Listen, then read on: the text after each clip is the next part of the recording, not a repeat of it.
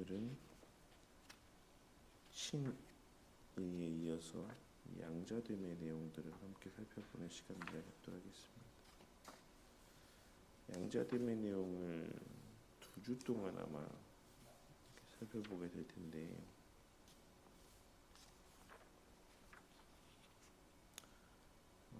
지난 날이죠. 17일과 18일에 있는 내용을 잠깐만 보면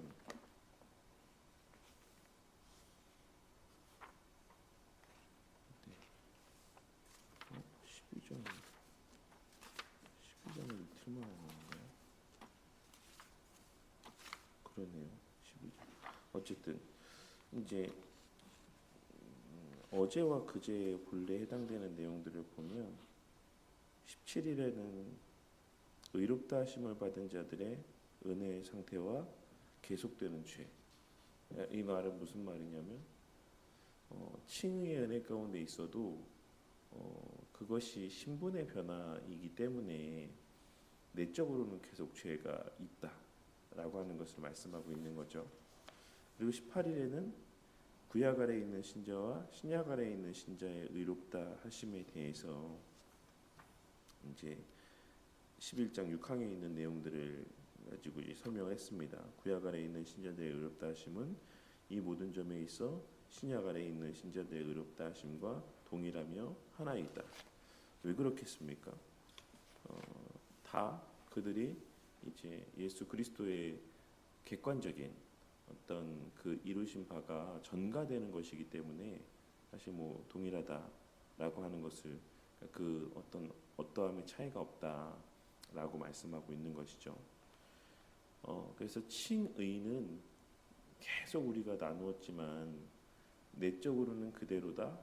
뭐 이제 하지만 외적으로 우리의 낯선 의라고 할 수 있는 예수 그리스도의 의가 값없이 우리에게 전가되어지는 것이다.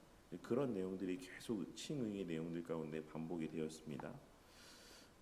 그리고 이제 오늘 양자됨에 대해서 오늘과 내일 이틀 동안 살펴볼 텐데, 일단 먼저 34문답, 소요리 문답 34문답과 대요리 문답 74문답 내용을 함께 보도록 하겠습니다. 같이 봉독하겠습니다. 시작. 양자 삼으심은 무엇입니까? 양자 삼으심은 하나님께서 값없이 주시는 은혜의 행위입니다. 이로 말미암아 우리는 하나님의 자녀의 일원으로 받아들여지고 하나님의 자녀의 모든 특권에 대한 권리를 갖습니다. 그리고 양자 삼으심은 무엇입니까? 양자 삼으심은 하나님께서 그분의 독생자이신 예수 그리스도 안에서 그리고 그분으로 말미암아 값없이 주시는 은혜의 행위입니다. 이로 말미암아 의롭다 하심을 받는 모든 사람이 하나님의 자녀의 일원으로 받아들여지고 이들에게 하나님의 이름이 주어지며 그분의 아들의 영이 주어지고 그분의 부성적 보호와 돌봄 아래 있게 됩니다. 또한 이들은 하나님의 자녀가 갖는 모든 자유와 특권을 누리게 되고 모든 약속의 상속자가 되며 영광 중에서 그리스도와 함께하는 공동 상속자가 됩니다. 라고 말씀하고 있습니다. 그래서 34문이나 74문에서 첫 번째로 계속 언급하고 있는 게 뭐냐면 값없이 주시는 은혜의 행위다 라고 말씀하고 있습니다.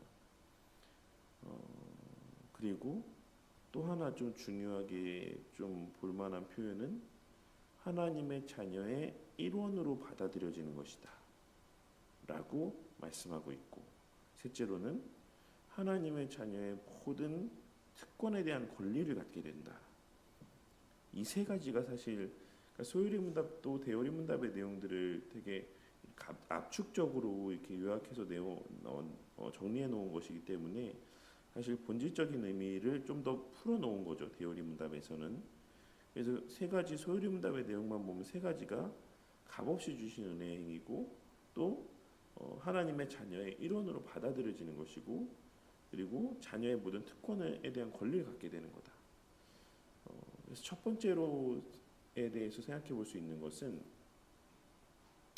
하나님의 자녀가 되는 것이 칭의에 이어지는 이제 은혜다라고 하는 것입니다.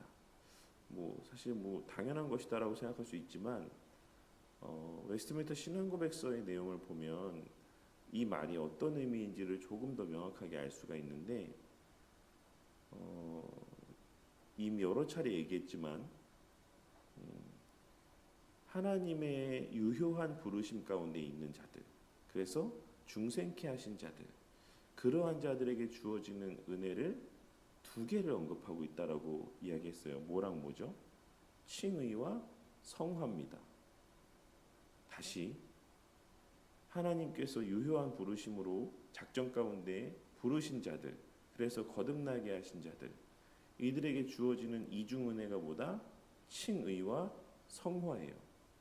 근데 이 양자됨은 어디에 묶여 있는 겁니까? 칭의에 묶여 있습니다. 칭의와 양자됨 둘 다 법정적인 신분의 변화예요. 그래서 죄인이 아닌 의인으로 여김받아지게 되고, 그리고 외인이 아닌 하나님의 자녀로 여김받게 되는 것입니다. 그런데 이것이 양자됨이 한번 생각해 보세요. 성화랑 묶여 있지 않고 칭의랑 묶여 있다라고 하는 것이 어떤 의미일 것 같습니까? 우리가 자녀다운 행동들을 하고 이러기 때문에 자녀라고 여겨주시는 게 아니다라는 거예요. 그냥 죄인인 우리들을 의롭다 여겨주시고 앞서 이제 그저께의 내용이죠. 그럼에도 여전히 내적으로는 죄를 짓고 살아가는 자들인데도 하나님 편에서 은혜로 우리를 자녀라고까지 여겨 주신다라고 말씀하고 있는 겁니다. 그래서 값없는 은혜다라고 하는 말이 계속해서 그 전면부에 나오는 거예요. 근데 이 값없는 하나님의 은혜다라고 하는 것에는 또 필연적으로 계속 그럼 뭐가 같이 언급되어지는 것입니까? 칭의가 값없는 하나님의 은혜다라고 했을 때 거기에는 어떤 의미가 계속 전제되어 있기 때문에 그 말을 했던 거죠. 우리 안에 있는 어떤 것이 아닌 우리 밖에 있는 우리 주 예수 그리스도의 행하심, 그 객관적인 어떤 사역들, 그 결과, 그것이 우리의 의롭다 하심의 근거야라고 하는 게 계속 이제 언급되었던 내용인 것처럼 자연스럽게 그러면 우리의 양자됨이라고 하는 것도 누구랑 결부되어지는 겁니까? 우리 주 예수 그리스도와 계속해서 결부되어지는 것이죠. 그것이 전제되어져 있는 것이죠. 그래서 값없는 은혜인 것이고, 둘째로는 하나님의 자녀가 되었다라고 표현하지 않습니다. 계속 소열의 문답도 대열의 문답도 하나님의 자녀의 뭐가 되었다? 일원이 되었다. 이 말은 공동체성을 말씀하고 있는 거예요. 우리가 물론 어거스틴 선생님 말씀하셨던 것처럼 하나님께서는 모든 사람을 사랑하시지만 나를 사랑하실 때 마치 세상에 나 하나만 있는 것처럼, 그리고 나 하나만 사랑하시는 것처럼 그렇게 사랑하시죠. 하나님이시기 때문에 그렇게 할 수 있습니다. 그렇지만 하나님의 그 본질적인 사랑의 본질은 뭐다? 공동체적인 하나님의 자녀들을 바라보며 하나님 사랑하시는 겁니다. 그러니까 일원이죠, 일원. 이 공동체성에 대한 것을 우리 신앙의 선배들은 놓치지 않았어요. 그래서 오늘날의 많은 사람들이 내가 하나님의 자녀가 되었다라고 하는 어떤 개인적인 어떤 인식들을 갖고 살아갈 때가 너무나도 많이 있지 않습니까? 근데 우리가 거듭나고 하나님의 자녀로 여김받게 되었다라는 것은 그 자녀들의 무리 가운데 속하게 된 것이다라고 하는 것을 이제 인지하게 되고, 그렇기 때문에 이제 하나님의 자녀가 되었을 때, 예를 들어서 뭐 오늘날에도 그러니까 양자라고 하는 게, 입양이라고 하는 게 오늘날에는 사실 조금 예전과는 의미도 다르고 좀 그러니까 어느 날 바깥에서 이제 입양해서 누군가를 데리고 왔어요. 그리고 나서 이제 봐봐 이제부터 형제야라고 이제 이야기하게 되면 이제 그 가족의 일원이 되는 것이지 그냥 내가 혼자 독생자는 있는 거죠. 본 독생자가 있고 또 여러 입양된 자녀들이 있고 거기에 우리가 하나 더 입양된 자녀가 되는 겁니다. 그래서 똑같은 특권들을 누리는데 이제 그 일원으로서 누리는 것이죠. 일원으로서. 그래서 이 공동체성에 대해서 계속 말씀하고 있다라는 사실을 좀 놓치지 않았으면 좋겠습니다. 그리고 마지막으로 그렇게 그 공동체 안에서 하나님께서 하나님의 자녀의 모든 특권에 대한 권리, 본질적으로는 우리 주 예수 그리스도에게 속했던 그 모든 자녀의 권리를 우리가 다른 형제들과 함께 다 똑같이 누리게 된다. 맏아들이신 우리의 장자이신 우리 예수님과 똑같은 권리들을 우리가 또한 특권들을 누리게 된다. 그래서 맨 마지막 대열입니다. 마지막 부분에 보시면 영광 중에서 그리스도와 함께하는 공동 상속자가 된다라고 말씀하고 있습니다. 그런데 이제 여기서의 그 내 하나님의 이름이 그들에게 주어진다라고 했을 때 이 말은 민수기 6장 27절의 말씀 아론의 축도의 내용의 마지막 보면 내 이름을 이스라엘 위에 둘 것이다라고 말씀을 하고 있는 그 내용의 성취라고 보시면 됩니다. 그래서 칭의와 양자됨 모두가 법정적인 신분의 변화이긴 한데 양자됨은 가족적인 어떤 관계의 변화, 관계로의 변화, 어떤 그런 의미들도 담겨 있다. 그래서 그런 내용들도 함께 좀 생각해 주시면 되겠고 그의 모든 근거가 되는 게 요한복음 1장 12절 말씀인데 그 내용 우리 요절 말씀들을 좀 같이 한번 읽어보도록 할게요. 시작. 영접하는 자 곧 그 이름을 믿는 자들에게는 하나님의 자녀가 되는 권세를 주셨으니 보라 아버지께서 어떠한 사랑을 우리에게 베푸사 하나님의 자녀라 일컬음을 받게 하셨는가 우리가 그러하도다. 그러므로 세상이 우리를 알지 못함은 그를 알지 못함이라. 자녀이면 또한 상속자 곧 하나님의 상속자요 그리스도와 함께한 상속자니 우리가 그와 함께 영광을 받기 위하여 고난도 함께 받아야 할 것이니라. 이기는 자는 내 하나님 성전의 기둥이 되게 하리니 그가 결코 다시 나가지 아니하리라. 내가 하나님의 이름과 하나님의 성 곧 하늘에서 내 하나님께로부터 내려오는 새 예루살렘의 이름과 나의 새 이름을 그의 위에 기록하리라. 너희가 아들이므로 하나님이 그 아들의 영을 우리 마음 가운데 보내사 아빠 아버지라 부르게 하셨느니라. 아버지가 자식을 긍휼히 여김 같이 여호와께서는 자기를 경외하는 자를 긍휼히 여기시나니 게으르지 아니하고 믿음과 오래 참음으로 말미암아 약속들을 기업으로 받는 자들을 본받는 자 되게 하려는 것이니라. 네, 아멘.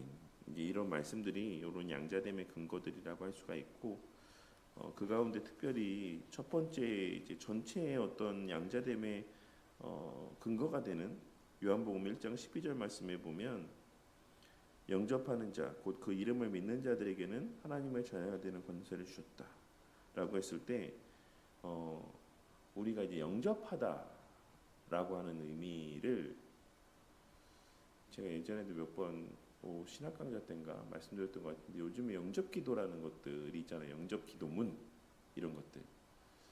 근데 요한복음 아마 1장 12절에 이런 말씀에서 아마 그런 영접기도문이라는 것들이 좀 나온 건 아닌가 그런 생각을 해보기도 하지만 근데 원문에서의 영접하는 자라는 의미는 철저하게 수동적인 의미입니다. 그래서 받다라는 의미예요. 받다.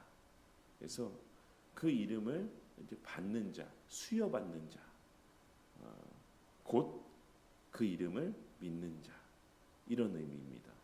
그러니까 그 이름을 믿는다라고 하는 것을 우리는 일반적으로 이제 우리의 행위적인 측면에 좀 더 많은 포커스를 두지만 사실 요한복음 1장 12절에서의 말씀에서 영접하는 자라는 의미는 수동적인 의미다. 그래서 믿는 것도 선물이다라는 의미가 사실 요 말씀 자체에도 되게 많이 담겨져 있어요. 그래서 어쨌든 양자 사무심 또한도 그런 의미에서 당연한 말이지만 철저히 이제 하나님의 은혜다라고 하는 것을 알 수 있습니다. 교리 해설의 내용을 좀 보도록 할게요. 그래서 죄 용서를 받고 의로운 자로 여겨진다.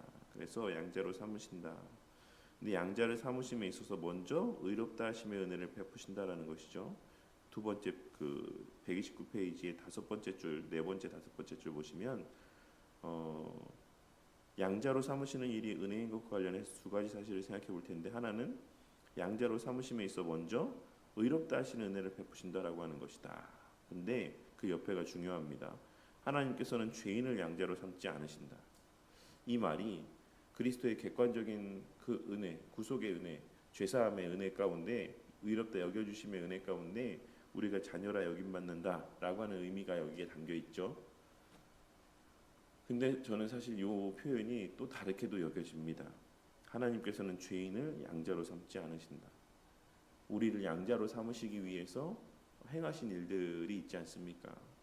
예수님 독생자를 이제 죄 가운데 내어 주시고 죄의 책임을 지게 하시고 의롭다 하심의 요구들을 이제 다 충족하게 하시고, 그래서 우리가 의롭다 여김받게 해주셨다. 그러니 우리가 값없이 하나님의 자녀로 받게 되는 것이지만 그것이 정말로 값없는 것은 아니다라는 것을 우리가 이 내용을 통해서 좀 생각해 봤으면 좋겠어요. 하나님께서는 죄인을 양자로 삼지 않는다. 여기에는 우리가 자녀로서의 너무나도 큰 특권들을 누리게 되는데, 거기에는 또 그에 걸맞는 우리가 인지해야 될 무게들이 있다라고 하는 것을 우리가 또한 함께 생각해 보게 되는 것이라고 생각합니다. 그리고 이제 쭉 밑에 내려와서 은혜와 관련한 또 다른 사실은 의롭다 하심을 받은 자라도 한낱 피조물인 사람에 불과하다라는 점이다라고 말씀하고 있는 것입니다. 그래서 우리가 이것이 은혜다라고 했을 때에 두 가지 사실을 이제 생각해 봐야 된다는 거죠. 이 은혜가 완전히 뭐 하나님과 같아지는 것의 은혜는 아니다라는 것을 말씀하고 있는 거예요. 우리는 그냥 똑같이 피조물입니다. 그래서 하나님의 자녀와 같이 여김받는 것이지, 이제 하나님의, 그러니까 예수님과 똑같아지는 신적인 존재이긴 하지만 신은 아닌, 그러니까 하나님은 아닌, 이 차이를 아시겠죠? 그러니까 하나님과 같은 너무나도 놀라운 존재가 되는 거 맞아요. 근데 하나님이 되는 건 아니다. 그러니까 이 오류, 이렇게 말씀하는 이유는 이런 오류, 신화화되는 어떤 우리가 그런 존재가 되는 거야라고 이야기하는 그런 역사적인 기독교 역사 가운데 그런 오류를 범한 분들도 있기 때문에 그래요. 우리는 그런 하나님과 자녀와 같이 여김받는 것이지만 하나님이 되는 건 아니다. 예수님과 같아지는 건 아니다. 라고 하는 것을 잘 기억했으면 좋겠습니다. 맨 마지막 단락에 양자로 삼으시는 은혜로 인해서 하나님의 자녀가 된다는 것은 하나님과 맺는 관계적 의미에서 또한 법적 의미에서 그러하다. 이 사실을 말하기 위해 소요리 문답 33문과 73문은 공통적으로 하나님의 자녀의 일원으로 받아들여지는 것이다 라고 진술합니다. 그래서 어떤 공동체성 가운데 들어가게 되는 것, 그래서 하나님과의 교제뿐만 아니라 공동체적인 교제를 또한 나누게 하신다라고 하는 것을 이제 말씀하고 있습니다. 그래서 또 여기에는 두 가지 의미가 있겠죠. 하나님과 교제를 나누는데도 이제 또한 하나님께서는 죄인들과 뭐를 하지 않는다? 교제를 나누지 않는다라는 의미가 또한 담겨 있을 수 있고, 성도의 교제 가운데는 또 무엇이 있어야 된다? 거룩이 있어야 된다라는 의미들도 우리가 함께 생각해 볼 수 있는 내용이라고 생각합니다. 그래서 어쨌든 이 모든 은혜는 그리스도로 인하여서 누려지는 은혜고 그리스도와의 연합으로 인해서 누려지는 은혜다라고 하는 것을 이제 말씀하고 있습니다. 다음 시간에는 실질적인 은택들에 대해서 내일 이제 이야기를 나눌 텐데, 어쨌든 오늘은 이것이 철저히 하나님 편에서 베푸신 은혜다. 그리고 뭘로 인해서 누려지는 은혜다? 그리스도로 인해서 누려지는 은혜다. 그리고 이 은혜는 뭐와 연결되어 있다? 칭의와 연결되어 있다. 그래서 우리의 어떠함 때문에 우리가 하나님의 자녀라 여김받는 건 아니다라고 말씀하고 있는 것이고, 이 자녀됨의 은혜는 또한 공동체적인 은혜다라고 하는 내용들, 이런 것을 좀 우리가 함께 기억하고, 하지만 거기에 더불어서 하나님은 죄인을 자녀 삼지 않으신다. 그리고 교제, 그렇기 때문에 하나님과의 교제, 그리고 성도 간의 교제에도 항상 우리는 이제 거룩함을 또한 추구해야 될 어떤 의무들이 있다, 이유들이 거기에 있다라고 또 할 수 있습니다. 적용 질문 보고 함께 기도하도록 하겠습니다. 하나님께서는 선택하신 자들을 의롭다 하시는 은혜를 베푸십니다. 여러분은 의롭다 하심의 은혜를 받은 사람이 누리는 기쁨과 영광이 무엇이며 어떠할 것이다라고 생각하십니까? 일단 뭐 죄가 없다, 간과되어진다, 죄와 관련된 것들에 대해서 좀 생각해 보지 않겠습니까? 근데 이번에 보시면 하나님께서 의롭다 하신 자들을 또한 양자로까지 이제 삼으십니다. 그래서 의롭다 하시는 일은 죄인을 의인으로 삼아 주시는 것이므로 의뢰인 것을 잘 이해할 수 있을 것입니다. 그런데 의인으로 삼으신 자를 양자로 삼으시는 것은 어떤 의미에서는 은혜라고 할 것이 아니라고 할 수 있을까요? 의인으로 여겨주신 자는 특별한 은혜가 없이도 양자가 될 수 있는 자격이 있다라고 생각할 수도 있습니까? 아니죠. 네, 하나님께서는 이제 의롭다 하신 자들을 죄가 있는 자들을 자녀 삼아주지 않기 때문에, 철저히 이것은 그리스도에게 연결되어 있기 때문에 하나님의 특별한 은혜다라고 하는 것이죠. 네. 하나님께서는 죄인을 양자로 삼지 않으신다. 근데 이번에 질문은 어떤 의미인지 제가 조금 더 생각을 해봐야 될 것 같아요. 네, 어쨌든 그렇습니다. 하나님께서 의롭다 하시는 일과 양자 삼으시는 일의 근거나 공로가 되는 것은 무엇입니까? 그리스도의 능동 순종과 수동 순종인 것이죠. 죄의 문제를 해결해 주신 것. 네, 그런 것이 또 우리의 맏아들 되어 주심, 장자 되어 주심인 것입니다. 여러분은 자신이 하나님의 자녀라고 생각하며 확신함 가운데 살아갑니까? 그 이유는 무엇입니까? 왜 자녀라고 생각하시죠? 막 거룩하고 선한 삶을 살아서 그렇습니까? 아마 요한복음 1장 12절의 말씀이 우리에게 답이 될 거라고 생각합니다. 영접하는 자, 곧 그 이름을 믿는 자들에게는 자녀가 되는 권세를 주셨다라고 했을 때, 그 이름을 믿는 거는 뭘 믿는 겁니까? 그리스도의 행하신 일들이 믿어지는 거죠. 예수님이 나 때문에 십자가에 달려 돌아가셨구나, 죽으셨구나, 부활하셨구나라고 하는 것들이 믿어지기 때문인데, 이 믿어짐이 영접함이다. 근데 이 영접함은 철저히 뭐다? 받는 것이다 라고 했을 때, 우리가 내가 믿는 것처럼 여기시지만 나에게 믿음이 주어졌다 라고 하는 것이 동시에 나에게는 또 내가 그래서 하나님 자녀가 되었구나 라고 하는 것에 대한 또한 우리에게 확신을 주고 그러한 또 신뢰들을 제공해 주는 것이다 라고 할 수가 있습니다. 그래서 이 시간에는 그러한 하나님의 우리가 자녀가 되었다, 값없는 은혜로 하나님의 자녀가 되었다라고 하는 것에 대해서 우리가 함께 생각하며, 우리가 하나님을 아버지라고 부를 수 있고 그 하나님 앞에 우리의 어떤 기도들을 고백할 수가 있게 된 것이, 또 하나님의 자녀로서의 모든 특권들을 누릴 수 있게 된 것이 얼마나 감사한 일인지에 대해서 또 생각하며 함께 기도하도록 하겠습니다.